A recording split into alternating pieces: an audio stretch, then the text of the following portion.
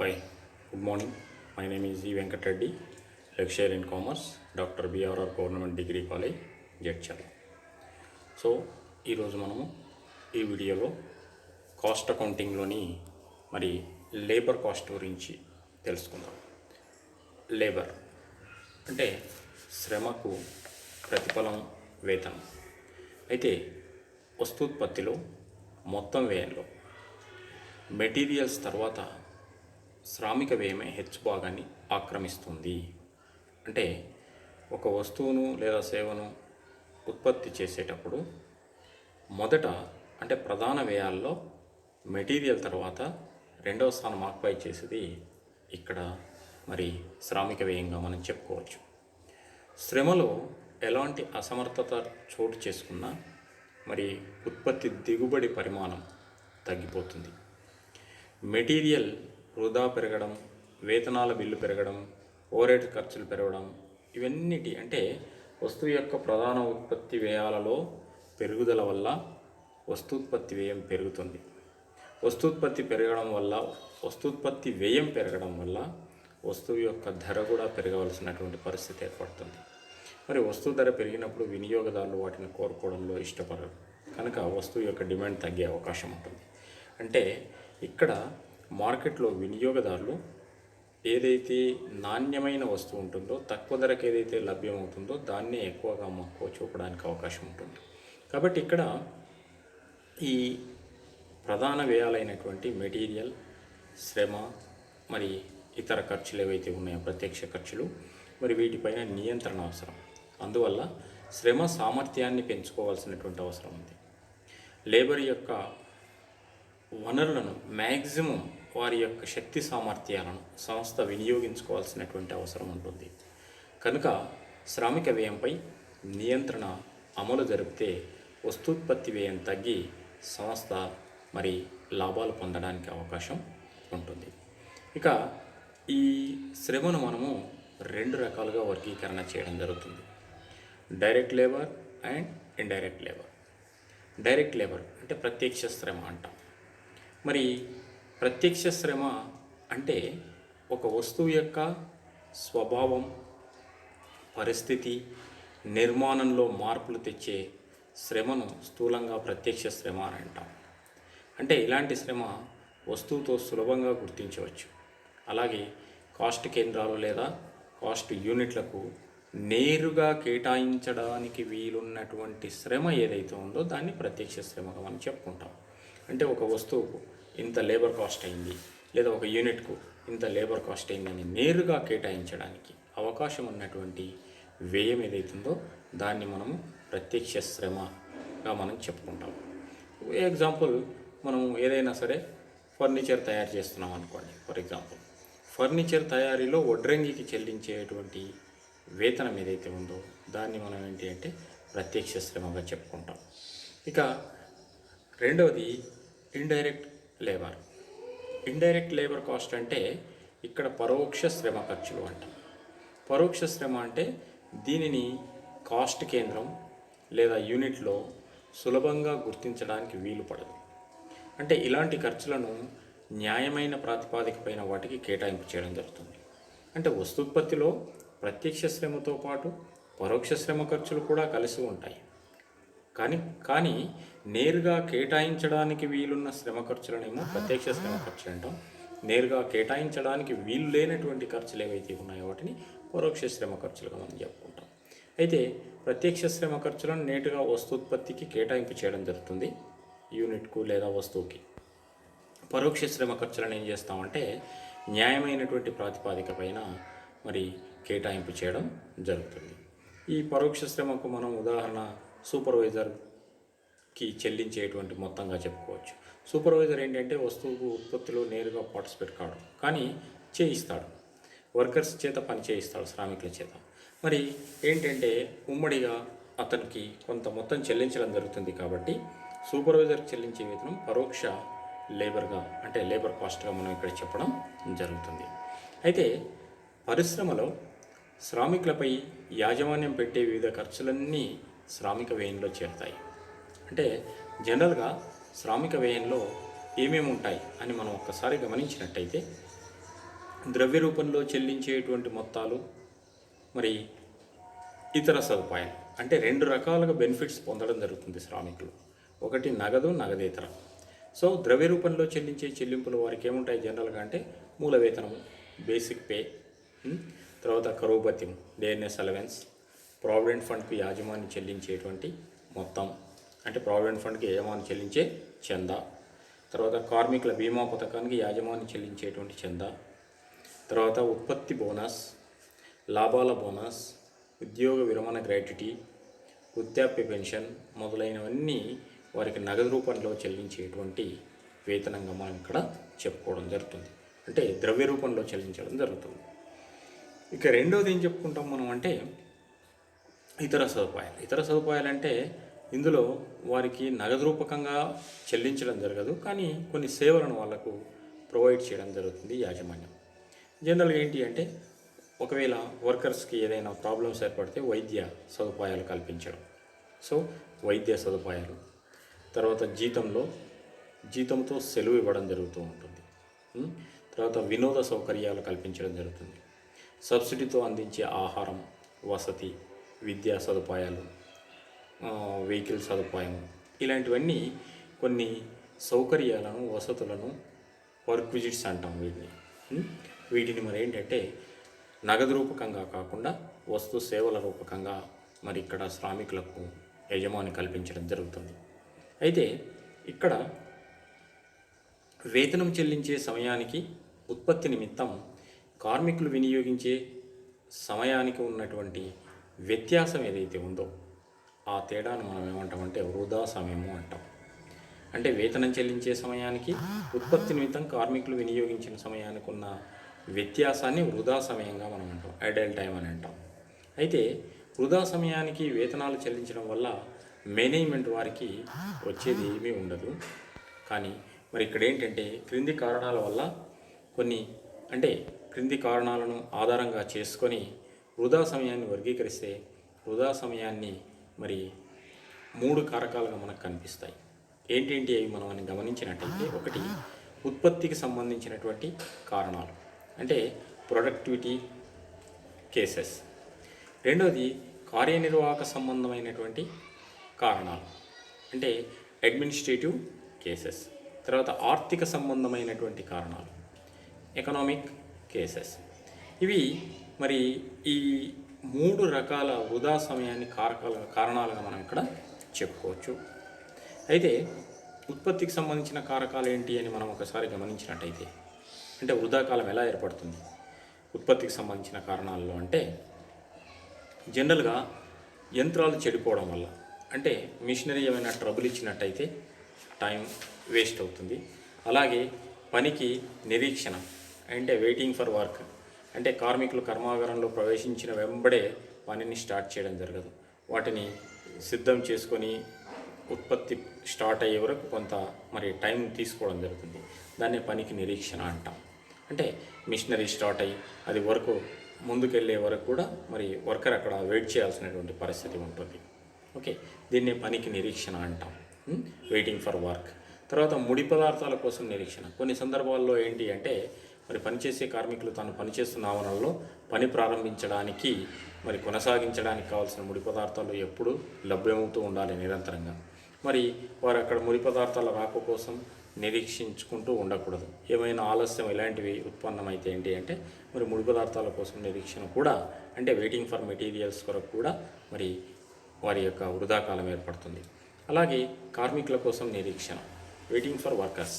కార్మికులు కర్మాగారంలో సకాలంలో హాజరై మరి యంత్రాలు ఎలాంటి ఇబ్బందులు లేకుండా పనిచేస్తే కంటిన్యూస్గా ఉత్పత్తి స్టార్ట్ అయ్యి మరి కొనసాగడానికి అవకాశం ఉంటుంది. కానీ కొన్ని సందర్భాల్లో ఏంటి అంటే టైంకి వర్కర్స్ రాకపోయినా, ఏదైనా ఆలస్యమైనా మరి అలాంటి సందర్భాలలో మరి ఏంటి అంటే మరి కార్మికుల కొరకు వెయిట్ చేయడంలో టైం వేస్ట్ అవుతుంది. అలాగే కార్మికులు సకాలంలో పనికి హాజరయ్యే విధంగా కార్మికుల మనస్తత్వంలో మార్పు తేవడానికి తగిన చర్యలు యాజమాన్యం తీసుకోవడం జరుగుతుంది ఇందుకొరకు. అయితే కార్మికులకు సలహాలు ఇచ్చే నిమిత్తం మరి తగు అనుభవం ఉన్నటువంటి సూపర్వైజర్స్ను, సిబ్బందిని మరి నియమించి సిబ్బందిని కార్మికులు పనిచేస్తున్న స్థలంలో నియమించడం జరుగుతుంది, సూపర్వైజర్స్. వారి చేత ఈ ఐడియల్ టైంను తగ్గించడానికి అవకాశం ఉంటుంది. ఇక నెక్స్ట్ ఏంటంటే కార్యనిర్వాహక సంబంధమైనటువంటి కారణాలు. కార్యనిర్వాహక సంబంధమైనటువంటి కారణాలు ఏంటి అంటే అడ్మినిస్ట్రేటివ్ కేసెస్ అంటున్నాం కదా. ఇక్కడ ఉత్పత్తి కార్యకలాపై యాజమాన్యం సకాలంలో సరైన నిర్ణయం తీసుకోకపోవడం వల్ల కూడా వృధా. అంటే ఏం చేయాలి, ఎలా చేయాలి, ఎప్పుడు చేయాలి, ఎట్లా చేయాలనేది సరైన ఒక ప్లానింగ్ లేకపోతే కూడా ఇక్కడ మేనేజ్మెంట్ పరంగా కూడా కార్యనిర్వాహక సంబంధమైనటువంటి కారణాల వల్ల కూడా మరి వృధా కాలం ఏర్పడుతుంది. ఆర్థిక సంబంధమైనటువంటి కారణాలు అంటే ఎకనామిక్ కేసెస్ అంటున్నాం ఇక్కడ. ఈ కారణాలు ఏంటి అంటే ఆర్థిక సంబంధమైనటువంటి కారణాలు అంటే కొన్ని ఆర్థిక సంబంధమైనటువంటి కారణాల వల్ల మరి వృధా కాలం ఏర్పడడానికి జనరల్గా ఏంటి అంటే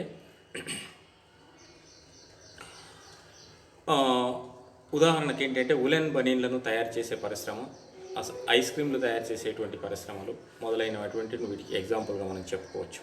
ఏంటి అంటే ఉలెన్ వస్తువులకు చలికాలంలో మాత్రమే గిరాకీ ఉంటుంది.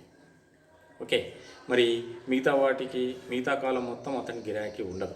సంవత్సరం మొత్తం ఒకే విధంగా గిరాకీ ఆ వస్తువుకు ఉండదు. కాబట్టి కొన్ని సీజన్లోనే, సమ్మర్ సీజన్లోనే ఐస్ క్రీమ్స్కు గిరాకీ ఉంటుంది, చలికాలంలోనే మరి ఏంటి అంటే ఈ ఉలెన్ బనీన్లు అంటే స్వెటర్స్ వాటికి గిరాకీ ఉంటుంది. సో ఇక్కడ మరి మిగతా కాలంలో ఆ వస్తువులకు అంత డిమాండ్ ఉండదు. కాబట్టి వస్తువుకు బాగా డిమాండ్ ఉన్న కాలంలో కార్మికులలో మరి పనిలో ఉంచుకొని డిమాండ్ లేని కాలంలో కార్మికులను పని నుండి తొలగించడం వల్ల మరి చట్టం అంగీకరించదు. కాబట్టి 365 డేస్ వాళ్ళని నియమించుకొని వారికి వేతనాలు చెల్లించి పని చేయించుకోవాల్సినటువంటి అవసరాలు ఏర్పడతాయి. కాబట్టి ఇక్కడ ఇలాంటి సందర్భంలో కూడా మరి కొంత ఆర్థికపరమైనటువంటి వృధాకాలం మనకు ఏర్పడుతుందని మనం ఇక్కడ చెప్పుకోవచ్చు. ఇవన్నీ వృధాకాలం. అయితే ఇక్కడ జనరల్గా ఏంటి అంటే శ్రామికులకు వేతనాలు విషయంలో నియంత్రణ అవసరం. ఏ విధంగా చెల్లించాలి, వేతనాలను ఏ విధంగా చెల్లింపు చేయడం జరుగుతుంది. మనం గమనించినట్టయితే వేతన చెల్లింపు పద్ధతులు మనం 2 రకాలుగా చెప్పుకోవచ్చు. ఒకటి కాలాన్ని బట్టి వేతనం చెల్లించడం, రెండవది పనిని బట్టి వేతనం చెల్లించడం. అంటే కాలాన్ని బట్టి వేతనము అంటే శ్రామికుడు పనిచేసిన టైంను పరిగణలోకి తీసుకొని మరి గంటకు ఇంత లేదా రోజుకి ఇంత అని వేతనం చెల్లింపు చేయడం జరుగుతుంది. అంటే ఒక రోజుకు లేదా ఒక గంటకు ఆ కాలాన్ని బట్టి వేతనం రేటును నిర్ణయించడం జరుగుతుంది. ఆ రేటు ప్రకారం వాళ్ళకి ఏంటంటే వేతనం చెల్లించడం జరుగుతుంది. దీన్ని మనం ఏమంటామంటే కాలాన్ని బట్టి వేతనం చెల్లించడం అంటాం. ఇక రెండోది ఏంటి అంటే పనిని బట్టి వేతనం. పనిని బట్టి వేతనం అంటే శ్రామికుడు పనిచేసిన ఉత్పత్తి చేసినటువంటి ఉత్పత్తిని బేస్గా తీసుకుని వారికి వేతనం చెల్లించడం జరుగుతుంది. అంటే పీస్ రేటు ప్రకారం వారికి వేతనం చెల్లించడం జరుగుతుంది. ఉత్పత్తి చేసిన యూనిట్లను పరిగణలోకి తీసుకుని వారికి వేతనం చెల్లించడం జరుగుతుంది. అంటే ఇన్ని యూనిట్లు ఉత్పత్తి చేసినప్పుడు యూనిట్కి ఇంత రేటు అనేది అక్కడ డిసైడ్ చేయడం జరుగుతుంది, దాని ప్రకారం చెల్లించడం జరుగుతుంది. అయితే ఇక్కడ కాలాన్ని బట్టి వేతనం చెల్లించడంలో మరి కొన్ని లోపాలు మనకు కనిపిస్తాయి. అలాగే పనిని బట్టి వేతనం చెల్లించడంలో కూడా కొంత నష్టం అనేది ఏర్పడేటువంటి అవకాశం ఉంటుంది. అంటే 2 పద్ధతుల్లో కూడా లోపాలు ఉన్నాయి. మరి రెండింటిని పరిగణలోకి తీసుకొని వేతన చెల్లింపు పద్ధతులే ఎక్కువ మరి ఉపయోగంలో ఉన్నాయని మనం ఇక్కడ చెప్పుకోవచ్చు. అయితే వాటి గురించి మనం వేతన చెల్లింపు పద్ధతుల్లో లెక్కింపు విధానంలో ఏంటి అనేది అక్కడ మనం డిస్కస్ చేద్దాం. ఇకపోతే నెక్స్ట్ ఏంటంటే ఇక్కడ కొన్నిసార్లు ఓవర్ టైం కూడా వర్కర్స్ చేత పని చేయించుకోవడం జరుగుతుంది. అంటే జనరల్గా ప్రతి కార్మికుడు వారానికి ఇన్ని గంటలు పని చేయాలనేది అది మినిమం టైం ఉంటుంది. ఆ టైం కంటే ఎక్కువ టైం శ్రామికుడు వర్క్ చేసినట్టయితే దాన్ని ఓవర్ టైంగా మనం పరిగణలోకి తీసుకోవడం జరుగుతుంది. అయితే ఈ అదనపు సమయానికి ఓవర్ టైంకి అదనపు వేతనాన్ని అతనికి చెల్లించడం జరుగుతుంది. జనరల్గా సాధారణంగా వీక్లీ 48 అవర్స్ పని చేయాలి అనుకున్నాం అనుకోండి, శ్రామికుడు 48 అవర్స్ కంటే ఎక్కువ పని చేసినట్టయితే అంటే 50 అవర్స్ పని చేసినట్టయితే ఆ అడిషనల్ 2 అవర్స్ ఏదైతుందో అది ఓవర్ టైంగా మనం ఇక్కడ చెప్పుకోవడం జరుగుతుంది. కాకపోతే శ్రామికావర్తనము అంటే ఏంటంటే ఇక్కడ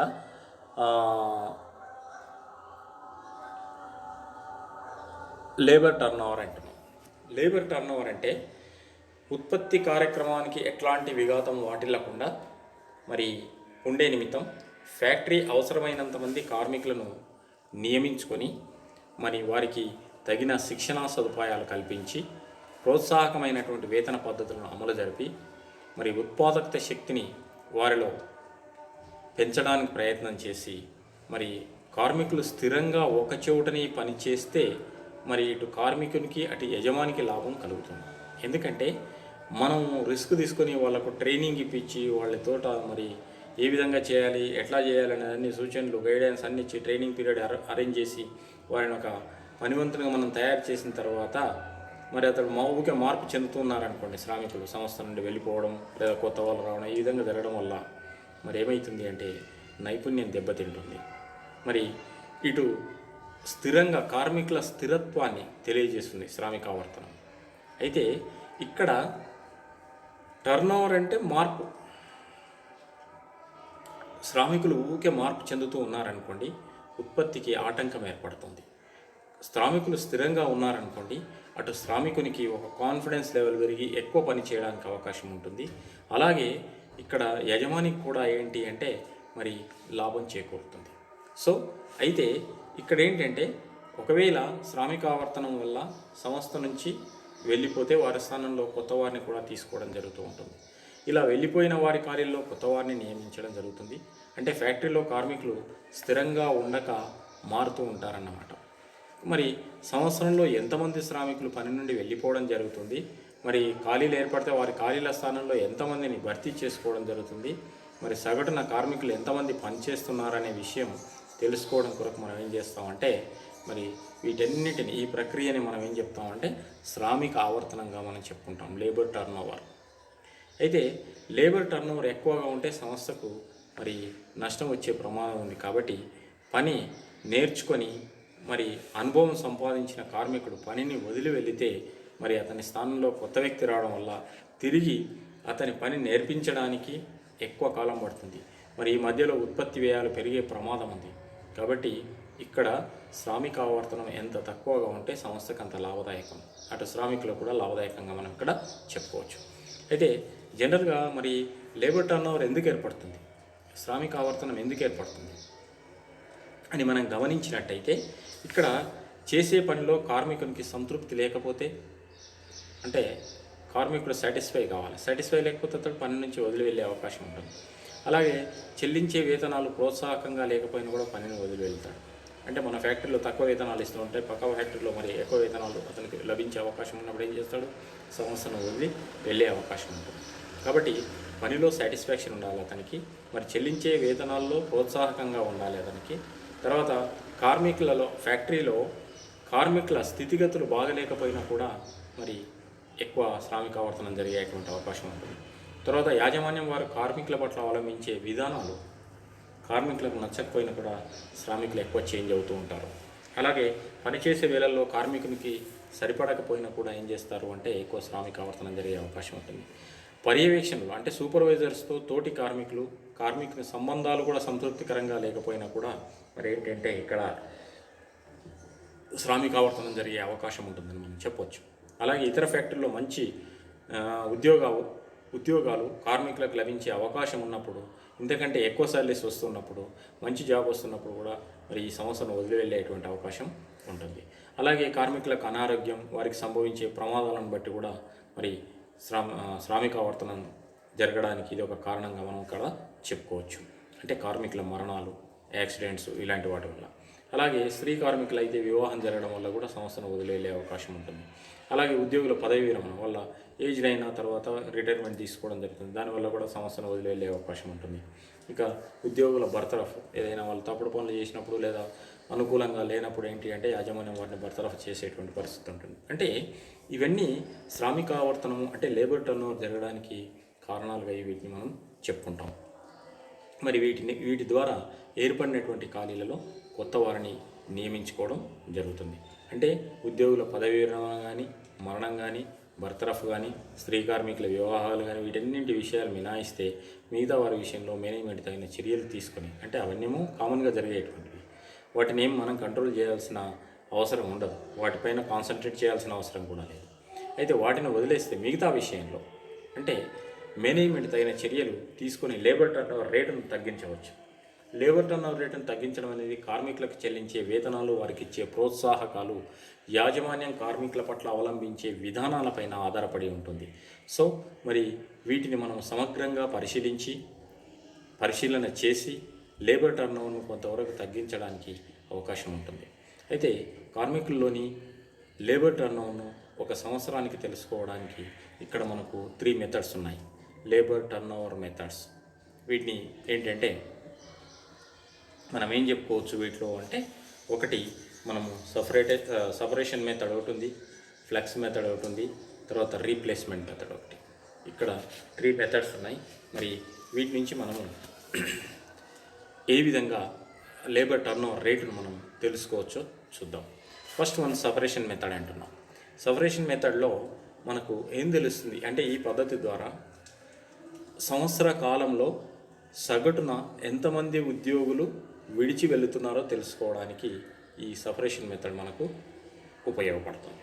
సో ఇందులో దీని ఫార్ములా ఏంటి? Labour turnover rate is equal to number of separations in a period divided by average number of workers during the period into 100. అంటే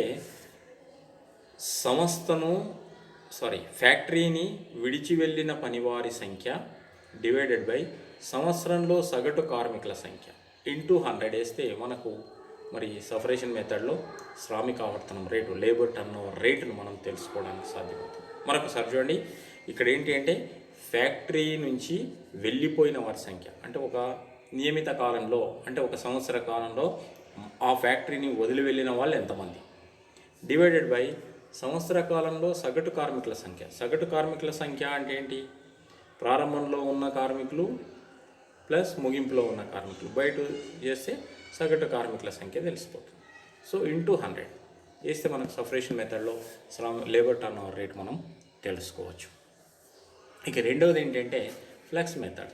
ఫ్లెక్స్ మెథడ్లో ఏంటి అంటే సంవత్సర కాలంలో ఎంతమంది ఉద్యోగులు విడిచి వెళ్ళడం, ఏర్పడిన ఖాళీలలో ఎంతమందిని పూర్తి చేశారనేది ఇక్కడ తెలుస్తుంది. అంటే సంస్థను వదిలి వెళ్ళిన వాళ్ళు ఎంతమంది, వారి స్థానంలో కొత్త వాళ్ళు ఎంతమంది జాయిన్ అయ్యారనేది తెలుసుకోవడం కొరకు ఇక్కడ ఫ్లెక్స్ మెథడ్గా మనం ఇక్కడ చెప్పుకుంటాం. ఇందుకు labour turnover rate is equal to formula ఏంటంటే number of separations plus number of additions divided by average number of workers during the year into 100. అంటే ఇక్కడ ఏంటి అంటే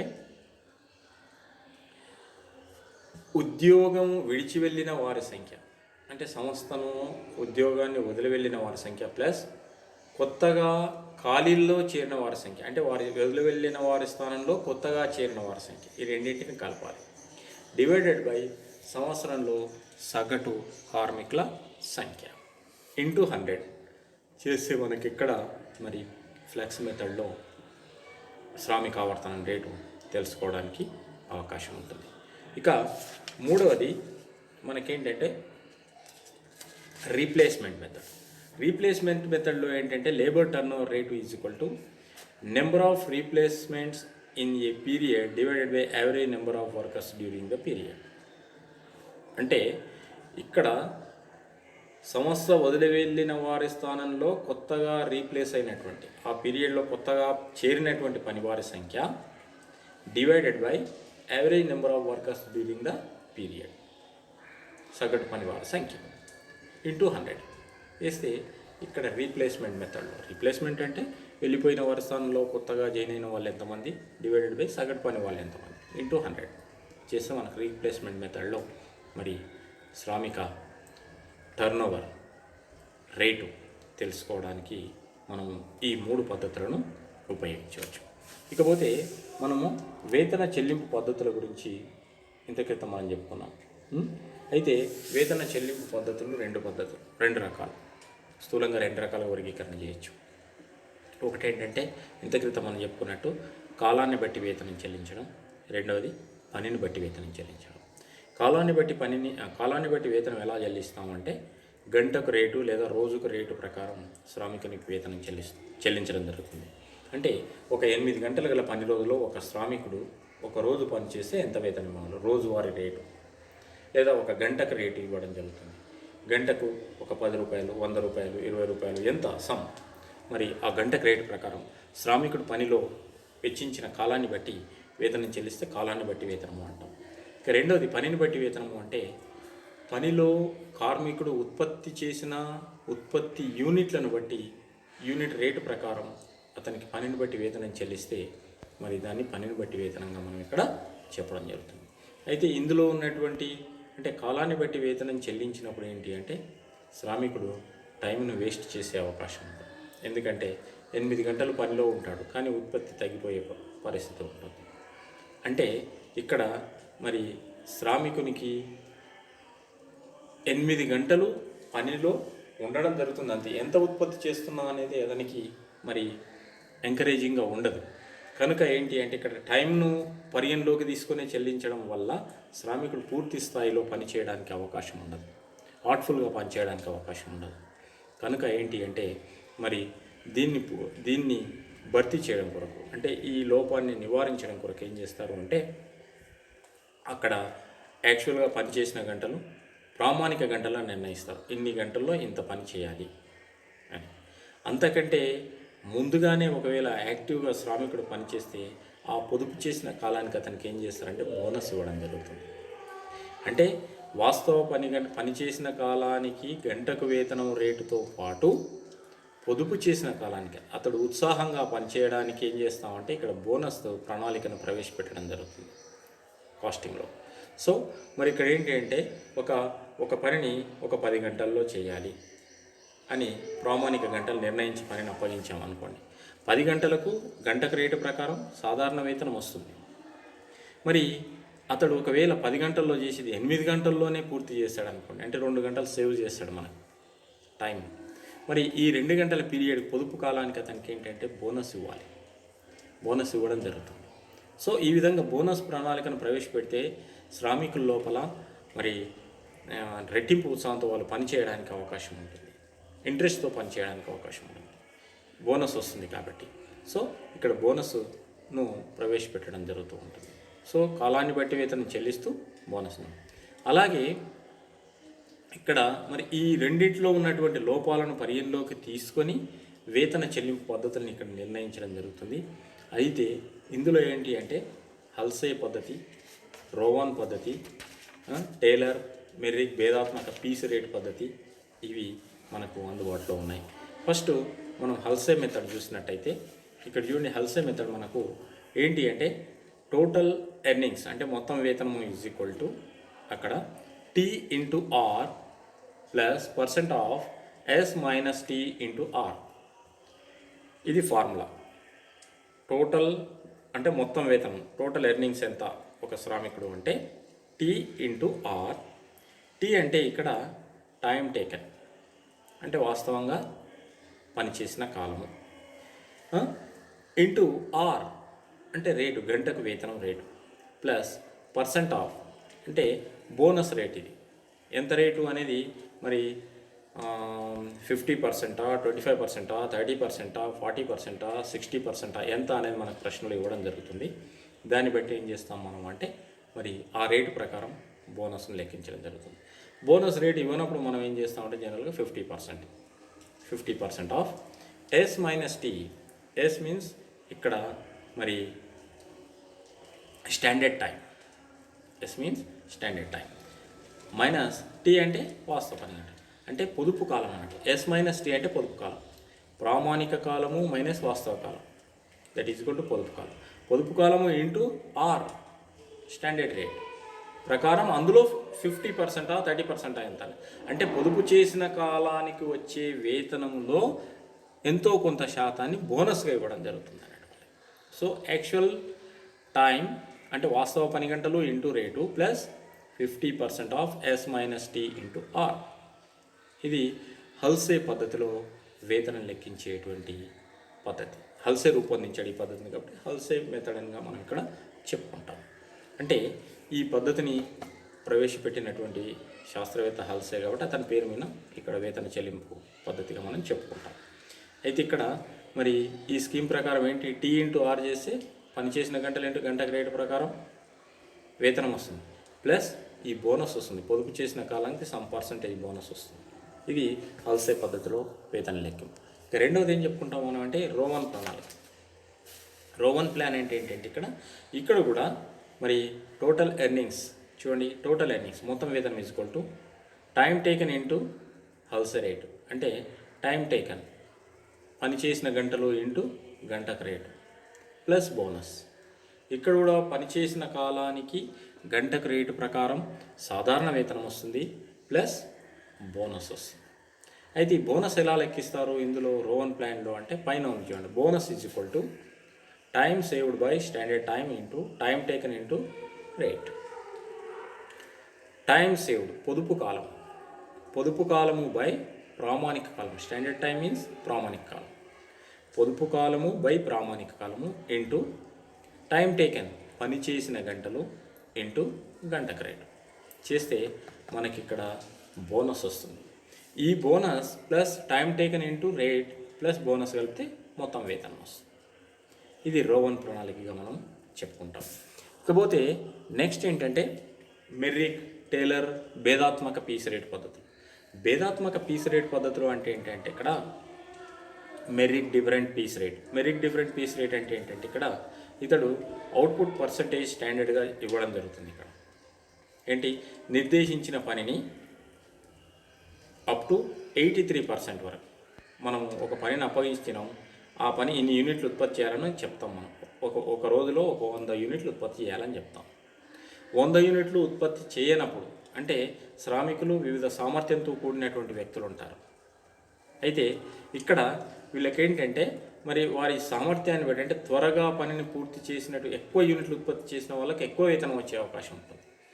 జనరల్గా మినిమం కొన్ని యూనిట్లు ఉత్పత్తి చేసి సాధారణ పీస్ రేటు ప్రకారం వేతనం వస్తుంది. ఇక్కడ ఇది పనిని బట్టి వేతనంగా ఈ డిఫరెంట్ పీస్ రేట్ మెథడ్స్ మనం చెప్పుకుంటాం. అయితే ఇక్కడ జనరల్గా అందరికీ ఒకటే పీస్ రేట్ వస్తే నైపుణ్యం ఉన్నటువంటి కార్మికుల్లో ఏంటి అంటే మరి నిస్పృహ నిరాశకు గురయ్యేటువంటి పరిస్థితి ఉంటుంది ఫ్యాక్టరీలో, ఇండస్ట్రీలో. కనుక ఏంటి అంటే నైపుణ్యం ఉన్న వాళ్ళను ప్రోత్సహించడం కొరకు డిఫరెంట్ పీస్ రేట్ మెథడ్ని తను ప్రవేశపెట్టడం జరిగింది. ఏంటి అంటే ఫస్ట్ వన్ అప్ టు 83% వరకు ఇక్కడ మరి ఆర్డినరీ పీస్ రేట్ వస్తుంది. అంటే పీస్కి ఒక 20 రూపాయలు, 50 రూపాయలు, 100 రూపాయలు అని డిసైడ్ చేశారనుకో. మరి అప్ టు 83% అంటే మనం ఏం చెప్తున్నాం, 100 యూనిట్లు వేయాలని చెప్తున్నాం. 100 యూనిట్లు అన్నప్పుడు ఇక్కడ ఏంటి 83% వరకు అంటే 83 యూనిట్ల వరకు మనం ఏం సాధారణ పీస్ రేట్ ఇస్తాం. అంటే శ్రామికుడు ఎన్ని యూనిట్లు ఉత్పత్తి చేశాడు అనే దాన్ని బట్టి ఇది ఆధారపడి ఉంటుంది. అంటే ఒక యూనిట్ అట్లా 1, 2, 3, 4 అట్లా 83 యూనిట్ల వరకు అంటే 83% వరకు ఇక్కడ సాధారణ పీస్ రేట్ వస్తుంది. కొందరు ఏంటి అంటే అబోవ్ 83% నుంచి 100% వరకు చేస్తారు. ఆ మధ్యన ఉత్పత్తి చేసిన వాళ్ళకి ఏంటంటే 110 పీస్ రేటు అంటే 100 రూపాయలు ఇచ్చేది 110 రూపాయలు ఇస్తారు piece rate. Okay, next above 100% మనం ఒక స్టాండర్డ్ని నిర్ణయిస్తే దాన్ని మించి కూడా ఉత్పత్తి చేసే వాళ్ళు ఉంటారు. అలాంటి వాళ్ళకి ఏంటంటే 120 పీస్ రేట్ ఇవ్వడం జరుగుతుంది. ఇక్కడ అంటే 100 యూనిట్కి 100 రూపాయలు ఇచ్చే దగ్గర 120 రూపాయలు క్యాల్కులేషన్ చేస్తాం అబోవ్ 100 పైన ఉన్నటువంటివి. ఫర్ ఎగ్జాంపుల్ ఒక శ్రామికుడు 105 యూనిట్లు ఉత్పత్తి చేసింది అనుకుందాం. 100 యూనిట్ల వరకు ఏం చేస్తున్నాం, 83 యూనిట్స్ వరకేమో 100 రూపాయలు ఇస్తున్నాం. అలాగే 83 నుంచి 100 యూనిట్ల వరకు ఆ 17 యూనిట్లకు ఎంత ఇస్తున్నాం మనము, 110 రూపాయలు ఇస్తాం. మరి ఆ పైన 5 యూనిట్లు ఏదైతే ఉందో 105 అంటున్నాము, ఆ పైన దానికేమో 120 రూపాయలు కట్టిస్తాం. అంటే శ్రామికుని యొక్క నైపుణ్యాన్ని పరిగణలోకి తీసుకొని పీస్ రేటు ప్రకారం ఇక్కడ మరి మెర్రిక్ అనేటువంటి శాస్త్రవేత్త డిఫరెంట్ పీస్ రేట్ మెథడ్స్ని ఇక్కడ ఇవ్వడం జరిగింది. బిలో 83% అప్ టు 83% వరకు మనకి ఇక్కడ ఆర్డినరీ పీస్ రేట్ ఉంది. 83 to 100 వరకు 110 పీస్ రేట్ ఉంది. 100 అబోవ్ ఓవర్ 100% ఏదైతే ఉందో ఆ పైన ఉత్పత్తి చేసిన వాళ్ళ ఉత్పత్తికి ఏదైతే ఉందో దానికి 120 పీస్ రేట్ ఇవ్వడం జరుగుతుంది. ఇది మెర్రిక్ భేదాత్మక పీస్ రేట్గా మనం చెప్తాం. ఇక టేలర్ భేదాత్మక పీస్ రేటు. టేలర్ కూడా ఇక్కడ ఏంటంటే డిఫరెంట్ పీస్ రేటు అంటే ఇక్కడ నిర్దేశించిన దానికంటే తక్కువ ఉత్పత్తి చేసిన వాళ్ళకు తక్కువ 75%, 100%, 120% అట్లా. ఇక్కడ కూడా ఏంటంటే డిఫరెంట్ పీస్ రేట్లు ఇక్కడ నిర్ణయించడం జరుగుతుంది. అంటే శ్రామికుని యొక్క నైపుణ్యాన్ని బట్టి వాళ్ళ నైపుణ్యతను బట్టి ఏంటి అంటే వారికి వేతనం లభించడం జరుగుతుంది ఇక్కడ. So 4 methods, Halsey method, Rowan method, Taylor, Merrick భేదాత్మక పీస్ రేట్ పద్ధతులుగా ఇక్కడ వేతనాలను చెల్లించడం జరుగుతుంది. ఇవి వేతన చెల్లింపు పద్ధతులుగా మనం ఇక్కడ చెప్పుకోవచ్చు. అంటే ఈ విధంగా చేయడం వల్ల ఏమవుతుంది అంటే శ్రామికుడు సమయంతో పాటు వారి యొక్క నైపుణ్యాన్ని ఉత్పత్తి పైన అంటే నైపుణ్యంని ఉపయోగించి ఉత్పత్తిని పెంచడానికి అవకాశం ఉంటుంది. మరి సరి అయిన వేతనం ఇచ్చినప్పుడే శ్రామికుడు సరిగ్గా పనిచేయడానికి అవకాశం ఉంటుంది. లేనట్టయితే మనం ఇంత క్రితం చెప్పుకున్నట్టు శ్రామికామర్తనం మరి అంటే పెరగడానికి అవకాశం ఉంటుంది. సో ఈ విధంగా మరి కాస్ట్ అకౌంటింగ్లో లేబర్ కాస్ట్ అంటే వేతనం చెల్లించే విధానాన్ని తెలియజేయడం జరిగింది. మరి ఎవరికి అనుకూలంగా ఏ సంస్థలో వాటిని బట్టి దాన్ని ఉపయోగించి వేతనాన్ని లెక్కించడం జరుగుతుంది. ఓకే, మరొక వీడియోలో నెక్స్ట్ టాపిక్ గురించి తెలుసుకుందాం. Thank you.